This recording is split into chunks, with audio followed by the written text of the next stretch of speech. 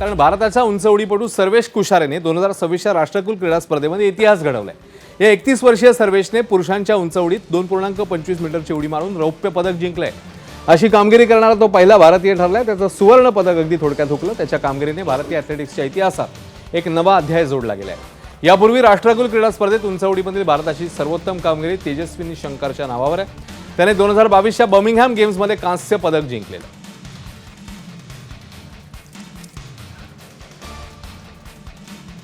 तर भारताच्या शर्मिला धनखडे राष्ट्रकुल क्रीडा स्पर्धेत देशासाठी पहिलं पॅरा ॲथलेटिक्स सुवर्णपदक जिंकण्याचा इतिहास घडवला। ग्लासगो येथे सुरू असलेल्या या स्पर्धेत महिलांच्या गोळाफेक प्रकारात तिने शानदार कामगिरी बजावली आणि सुवर्णपदक जिंकलं। शर्मिलाने 9.81 मीटरचा सर्वोत्तम थ्रो केलाय। शर्मिलाने या प्रकारात सुवर्णपदकाची कमाई करत 20 वर्षांचा दुष्काळ संपवलाय। शर्मिलाचं सुवर्णपदक या स्पर्धेतलं भारताचं दुसरं सुवर्णपदक ठरलंय।